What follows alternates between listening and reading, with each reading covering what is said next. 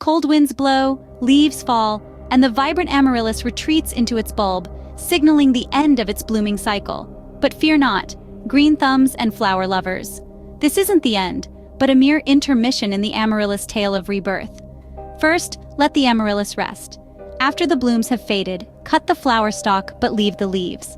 Continue to water and fertilize as normal for at least 6 months, allowing the amaryllis to photosynthesize and gather energy for the next blooming cycle. Then, the slumber begins. For 8 to 10 weeks, withhold water and place the pot in a cool, dark place. This simulates winter dormancy, a vital phase for the amaryllis's rebirth. Finally, the awakening.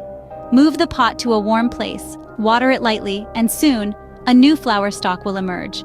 Be patient, for the amaryllis will bloom in its own time, gracing us with its vibrant colors once more. Embrace the cycle.